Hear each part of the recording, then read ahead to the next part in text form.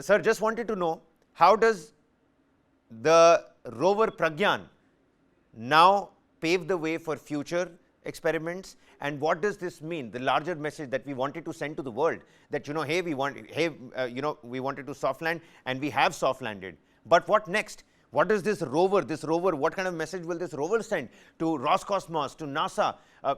Word coming in from NASA as well. Everybody is heaping praises, but I'm sure they will also be wanting to understand what kind of technology we've taken up there, at what budget, at what cost. As Somnath said, I'm not going to tell you my cost effective measures, you'll also copy them, but what next for this rover kaun se aur darwaze kholne wala hai hamare liye, sir? I told you in the beginning itself, this has opened a window. Door is yet to open. It is only the beginning of the things are happening. This time the rover has got got out only with the two sets of this thing. You take it for sure that there will be Chandrayaan 4 mission also, in which the so-called rover or the lander will have additional sets of the sensors or the mini lab onto it, which will be carrying out all the tests. And you can also assume that there will be a time when there will be a thought process of bringing back some of those materials also, like what Chinese Changi have done Right. there earlier. But these besides, I had written a book called Design Aspects of Human Space Mission. This was the first book from any Indian to have been written on the space activities of the human mission. And when I had written there, I was falling short of lot of information that I wanted. It was not available when I had made the specifications of the EC and LSS system, that is the environmental control and life support systems in the human module, crew module. I was falling short of many of the informations. But then when I had written this book, first edition, there were some informations, and I'm sure with the type of knowledge that I am gathering over a period, of course, lunar surface is another venture that Project Artemis has already planned it there. Uh, India has already signed the MOU with USA. So men will go to the lunar surface, and how all these human activity over there will subsequently develop or try to develop itself into a colony is a subject of my interest.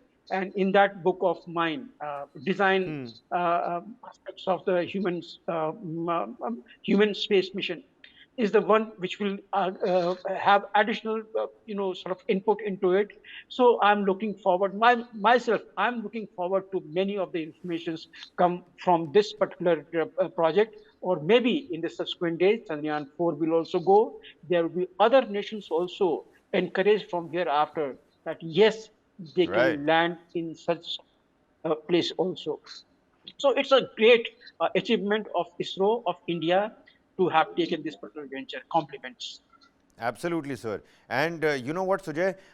With this is what people are putting out there as headlines, saying that now that Moon is in India's orbit, the focus is shifting towards Pragyan. But why not focus on lander Vikram? I mean, why are we letting lander Vikram be all alone? The lander Vikram itself, the payload has so many packages on board. I mean, are we doing some sort of injustice to lander Vikram? That's Vikram by the end of it, isn't it? Yes, definitely. As you rightly said, we have three different experiments on the lander itself. I think it stems from the fact that rover may sound more fancier to common public and to everyone. In fact, to have a robotic probe go around and do experiments rather than you being in one place and doing the experiments. I think that is one of the important thing why everyone seems to be more excited. Otherwise, of course, lander have its own set of experiments. One of the important thing is to study about the seismic activities of the moon, which will actually let us understand how the moon was formed and what is the composition of. When I say composition, to understand what are the different layers of moon, how they are reacting, if there is anything similar to is it anything similar to Earth, or how the moon kicks are progressing. All those things can be studied with the lander itself. I think yes, in one way we are doing I'll just some add a injustice. bit. Absolutely, absolutely, Group Captain. I'll come to you. I'll come to you. Sujay, please finish your thoughts. Yes, so yeah, of course, it has its own rights, or you can say think of it like it has its own importance. But I think rover seems to be a bit more complex things to do as well. So we had to give importance equally for both.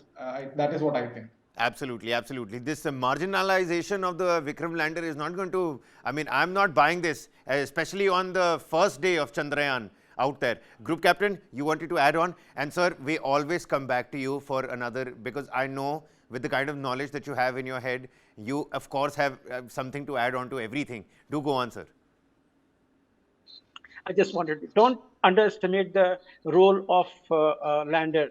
It has got two very important instruments. One is the Langmuir probe, which will be tracking the those flashing around molecules in and around, that we will know what is happening in the South Pole region. And very importantly, this chased equipment, which is going to give us the thermal mapping in the southern polar region, that is never had. I mean, the world doesn't have it. So India is going to have that thermal mapping of the south polar region in and around 70-degree south for the first time. Don't underestimate. That is going to give us a hell lot of things. Remember, in the lunar daytime, maybe around the peak of the day, in the equator area, temperature goes to about 120 odd plus. In the South Pole, what is the temperature? Who can guess? No one can guess. It could be 60-degree, it could be 70-degree, it could be 45-degree, where human can inhabit there.